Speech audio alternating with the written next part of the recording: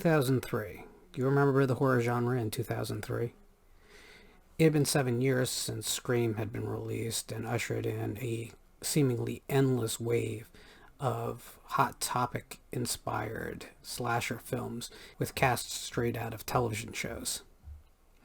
It would be another year before Saw was released, and Hostel a year after that ushered in the torture porn wave. It was a unique moment, to be sure, whereas on one hand we were going from extraordinarily slick, commercially accessible horror to something of a pure exploitation wave. But in that moment, the announcement of a remake of the Texas Chainsaw Massacre came as something of a troublesome sign. No one really knew what to make of it, except that none of us wanted to see the Texas Chainsaw Massacre's reputation dulled any further than the sequels had already. A big surprise then when on October 17th of 2003, the film came out and was really very good. Now, it can't quite escape its time period. It looks like an early 2000s film, although a very good example of that time period. It also is a well-acted film. The cast, although they do have that familiar television sheen, are really very good and committed to their roles. Jessica Biel is a little bit too obvious of a final girl, perhaps, but she really does an incredible job with what the role demanded of her.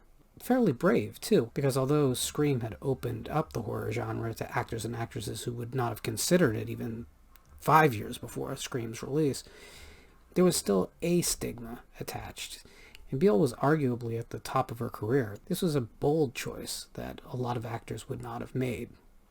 The plot only cosmetically has been changed from the original, and that's fair enough. This is, after all, a remake. There's a sense of style to this film that, again, although it owes to its time period, is very strong and very effective. It's a very intense film that doesn't really let up once the chaos begins. And there is genuine chaos in this movie, not the kind of manufactured anarchy that we saw in the second, third, and fourth installments.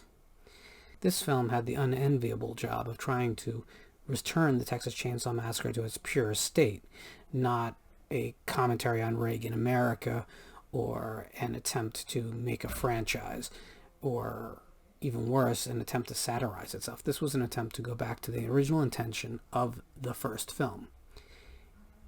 And while you can never really recreate the sensation of your first kiss, you can't really get yourself into the mind space of the original Texas Chainsaw Massacre that you had the first time you watched the film.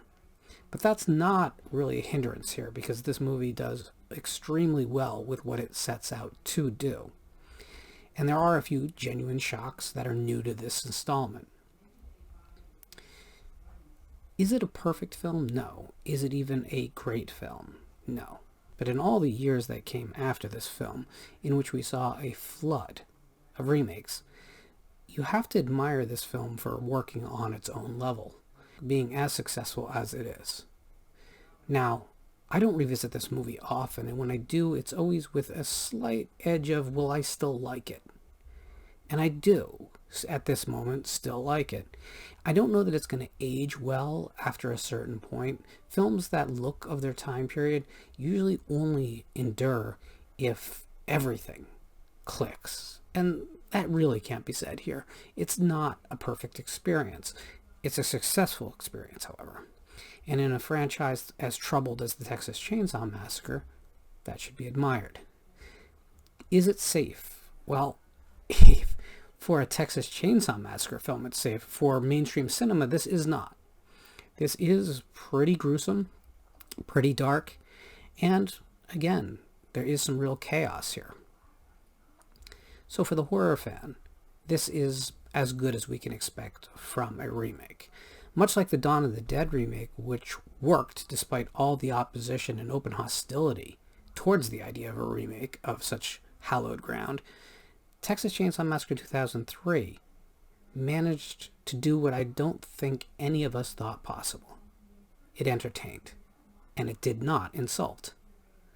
So, where does this film fall in the ranking of the Texas Chainsaw Massacre films? You know, I really don't want to put numbers on them.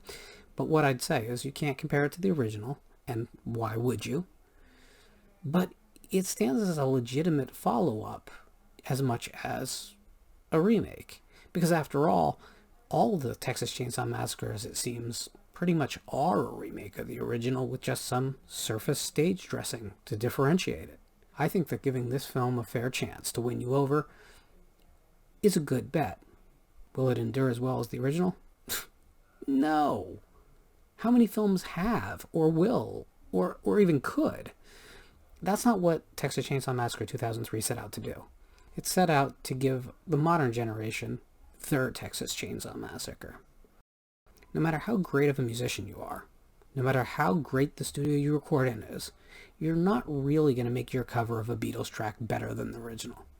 But you can create something really compelling and entertaining. And that's what they did here.